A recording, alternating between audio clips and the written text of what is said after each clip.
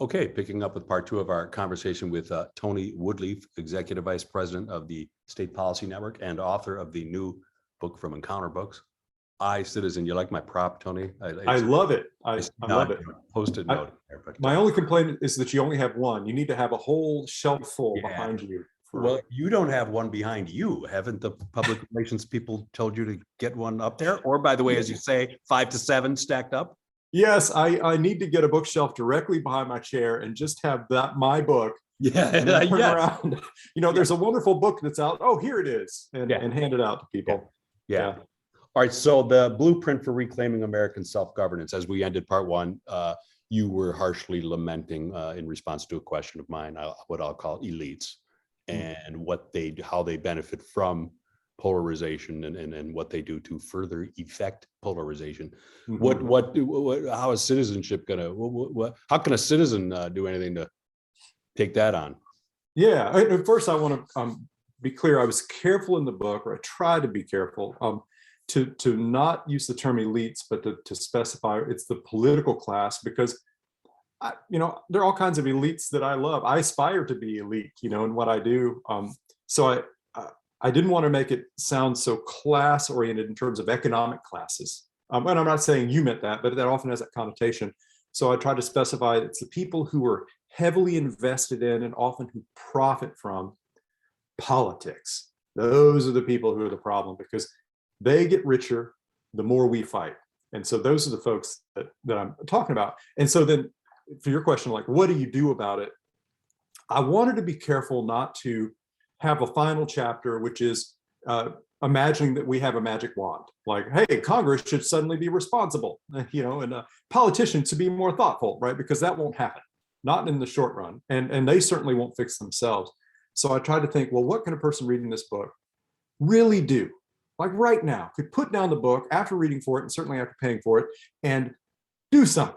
And I figured the way to think about it is to start with your innermost self, and then work out from there. And so the first thing I say, and it might feel odd in a book about politics, but I urge people to love your neighbor.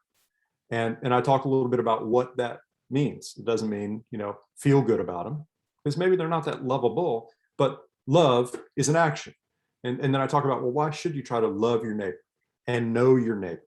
And that leads you then to turn off your TV, turn off the political news, get to know people in your community, and then try to solve some problems in your community together. And there I'm trying to channel Tocqueville, right? Who talked about some of the strength of American democracy as opposed to the French. Because the French had this kind of fleeting allegiance to flag and king, right? And to a set of principles they didn't quite understand. And so they could be stirred up into a warlike action easily, but it didn't stick. And in the American colonies, you had people who had to fix stuff themselves because there was no government come to do it for them. And so that built these, cultivated these strong bonds. And the reason I say you've got to do that and then spread out in your towns, your communities, your states, is it's those bonds that make us resistant to this disease coming from Washington, this disease of this ideological polarization that sets us against each other and justifies what they do in DC, which is make all the decisions for us, whether it's where a cell phone tower goes in your neighborhood, whether you can stop your local library from, pornography from being accessed in your local library. Those things aren't decided by we the people anymore, and they're supposed to be. So maybe I hope that's a sort of an answer. What is a rich person, a philanthropist, either in the form of a rich person or an institution? What do they do to better love their neighbor or make grants? Yeah, that's a good question too. I talk in the book about a variety of institutions that do everything from help people start neighborhood groups, to have better conversations with each other, to organizations that help cultivate civility among local politicians. And so I wrote about one in particular, the North Carolina Institute of Political Leadership, which is in my home state, North Carolina. And that's an organization, it's a project organization. It's funded by some of the most conservative folks in North Carolina and some of the most liberal folks in North Carolina. And their whole point is to bring together local officials, whether it's county board of supervisors, your soil and water commissioner, whatever, and get them talking about issues that matter to the whole state, jobs, education. And the point isn't for them to arrive at agreement about what the right policy is. It's really for them to break bread and learn how to talk to each other and understand, oh, the other side isn't evil. And the hope is, well, these are the ranks from which you draw your state legislators and your members of Congress. So if you can build that comity now, it pays off later. Now, if you named, let's just pick if you named those conservative givers to that group, wouldn't they get in trouble with yet other conservative givers for breaking such bread? I mean, how much more of this can go on? This is, I'm just basically asking you, I guess, to restate your thesis, but is this really plausible in our current, this can't happen among policy-oriented givers, I'll say. Right. We're willing to question yet again there. This is utopian. I mean, what are you talking about? Yeah. How realistic is this, really? Well, I think it remains to be seen. I know exactly what you're talking about. I can just recently, I can't get into details, but I had reason to reach out to a number of politically engaged folks in a variety of states, and I was asking their opinion on a project like that, where you're bringing together state legislators from both sides of the aisle, really just to get them talking and to understand what helps you do what's best for your state. And I was surprised by how many of those folks who are highly invested in politics and on the right wing, this was the ones I was reaching out to, how many of them were able to get in that space and go, yeah, you know what, this Democrat, that one, they really do want to work with the other side. I don't agree with them on stuff, but they have the right attitude. They could see the point of comity, but there were a handful who they could not. They were so repulsed by the idea of talking to these Democrats on the other side that they, in their minds, these people are evil. And so it's like a sickness that gets in, it kind of infects how we think about everyone and see everyone. But my experience so far, and it's just my, Tony's, unscientific sample, is that people who are highly invested in politics on the right and the left, because I've done this, I've talked with folks on the far left, there's a lot of desire to see, folks get along. And I know there's a tendency, and I've had it, to think, well, compromise means we just grow government a little more slowly. And I don't think that's what we're striving for. We're striving for a return to an older kind of democracy. Like we think of today, democracy means we vote, and whoever wins gets to decide everything. Too bad you lost. Next time, be on the winning side. But an older form of democracy was come together, reason together in your community, and try to find an answer that is somewhat satisfactory to most of your neighbors. And that means you give up a little of what you want, but you do it because it's important to be in community with your neighbors. And of course, to do that means we got to push more power back into communities and keep it out of DC, because those people are invested in no compromise. They make less money when there's compromise, right? So they need us to beat each other's throats. And so anyway, that's my point of view, is you got to try to get more authority in communities, but we have to be ready for that authority by building those bonds back now.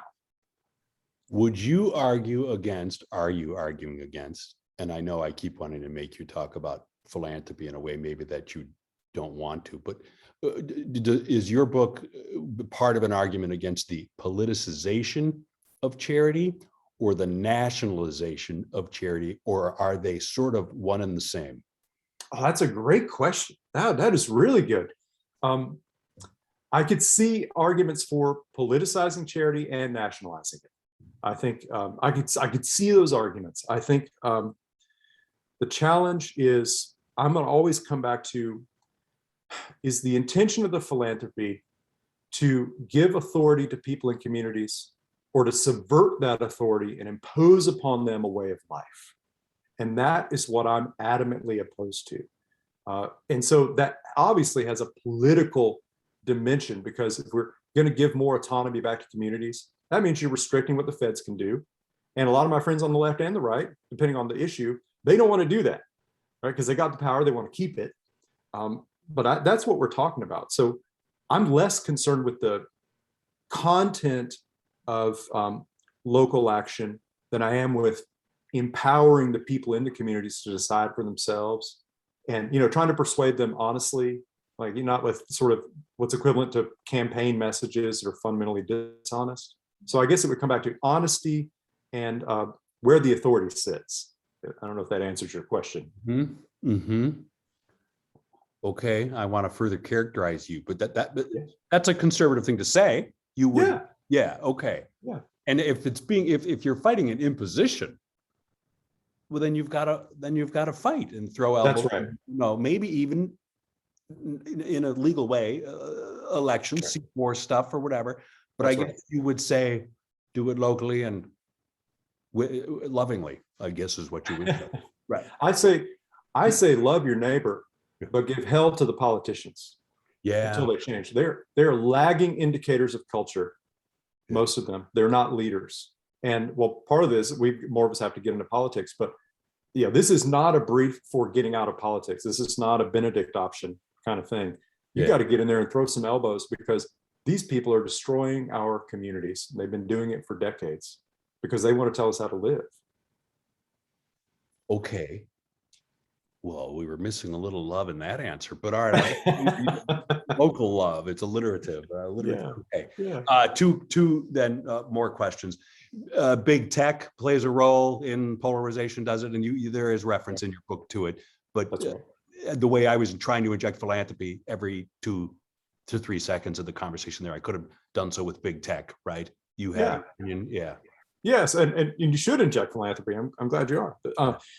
With big tech, I do talk about that a little bit, and it's not original research, but what we're seeing is that organizations like Facebook, whether they intend to or not, the way they array themselves and their algorithms, they bring people who agree with each other together, and they allow them to shut out any kind of disagreement. And the problem with that, Cass Sunstein wrote a great book about this. The problem is that we find in research that once you get people like that in a room or a virtual room, they don't moderate one another. They drift to the views of the most extreme and outspoken members of their little group. And so you have this kind of built-in radicalization and intolerance that comes from this. And we find that people who get most of their news from social media are the most polarized, which isn't necessarily bad, but they're also the most intolerant of the other side and the most willing to believe the other side's stupid and evil and un-American and all the rest of it. And my issue with big tech is that they don't seem to care because they profit from it. And that to me is a problem. And I'm not an expert on how do you regulate them or whatever, but it's certainly dangerous. And it would be nice if they cared more about that. Facebook has the biggest lobbying operation in Washington, D.C. And I don't know if they're lobbying to have the freedom to serve America. I think they're lobbying to avoid responsibility for this machine they built. Mm-hmm. So you write that the story has a happy ending. I think that's a quote. What is it? That's right. Can have a happy ending, and it comes back to we're as vulnerable as we allow ourselves to be. So I talk in the final chapter about how you got to get local news, turn off the cable channels, or at least turn them off sometimes. But we're only as vulnerable and angry as they let us, as we let them make us. And so if you can get back to trying to solve problems in your community, and that kind of stokes your desire to have more autonomy. And I talk a bit about my organization, State Policy Network, and the need to see what groups in your state are doing, because they're pushing back on all this undue federal influence that mostly goes unreported otherwise. And so there's a lot of power there among people. And the thing I want to stress for conservative listeners and center-right and center-left listeners is most Americans are right there with you. It's not like half of America is hard right, love Donald Trump, and the other half is hard left, love Joe Biden, and you're alone in the middle watching your country burn down. Pundits want you to think that, right? So you'll disengage. But the truth is most Americans are right there with you. And so the more you trust local democracy, the more you're going to get results that are more or less acceptable. They're not going to be everything you want, but they're going to be acceptable. And that, I would take that with dialing down the national anger. That would be a good outcome. Mm-hmm. Does Michigan have a shot against Ohio State this year, or do you not care, given your winter position? Well, okay, so you've asked me some tough questions. Yeah. And this is the most dangerous, and I'll explain why. Oh, all right. The challenge here, Mike, is my wife is Ohio born and bred, Oh, and she has some very strong opinions about this. the mix. And I need peace in my home. You want to talk about red versus blue? I need peace in my home. So all I have to say is go blue. Yeah, is very local. So local, you're whispering to the laptop, right? Yeah, Okay. yeah. We need to make sure she doesn't hear this. Yeah, we can. You're off your mailing list for this one. Yeah. Okay, deal. All right, Tony Woodlief, author of I, Citizen. Thanks so much for joining us. Totally appreciate your time. Thank you for having me, Mike.